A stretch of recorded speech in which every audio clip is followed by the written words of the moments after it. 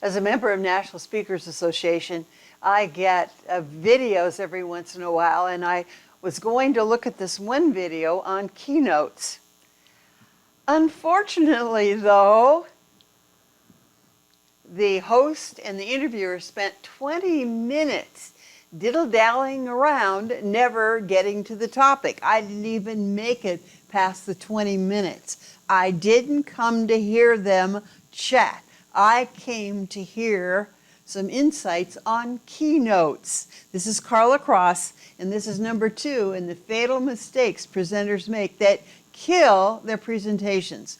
How many times have you gone to a presentation and the person got up there and chatted with the audience about whatever it was for 20 or 30 minutes, telling their life story, talking about lunch, talking about the night before?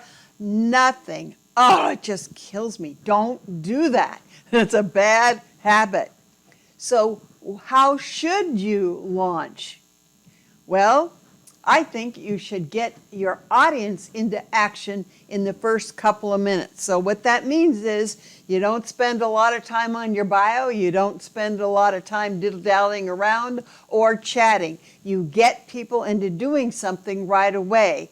In my instructor development workshop and Train the Trainer, I show you exactly how to do that. Now, that doesn't mean you don't introduce yourself, but I'm going to show you different ways to do that so you don't bore the audience. The audience wants action, they want to see things happen, and they want the energy. So get them into action in 2 minutes. Don't diddle-dally around with a long launch that makes us very unexcited about seeing you up on the stand.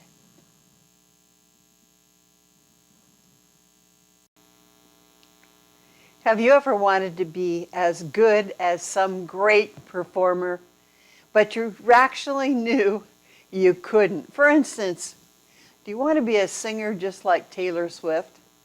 You probably couldn't be, but I'll bet you a vocal teacher could teach you how to make the most of what you've got with your talent and then adding the skill. This is Carla Cross, and we're talking about the 6 fatal mistakes that presenters make that kill their presentations. And number 4 is no variety. And I think one of the reasons that we don't use variety is we're trying to be a stand-up talker. And we think that's what presenting and training is all about today. And it's just not. And you don't have to aspire to be a great talker. The most difficult thing for anybody to do is to be a keynoter. That is a person who carries the whole thing himself or herself for a period of time, and it's very, very crafted.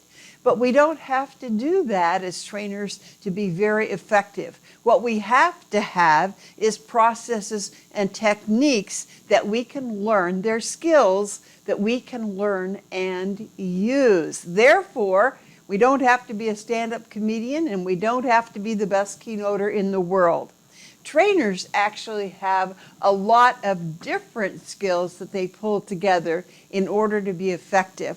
And in my Train the Trainer and instructor development workshops, I'll teach you about 15 methods that are fail-safe that you can use right away, and you're going to appear to be very professional as you use them.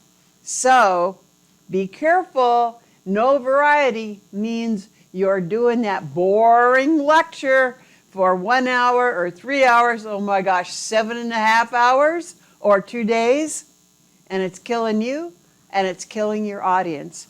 Instead, switch to what we call alternative delivery methods, which are other ways of teaching rather than talking.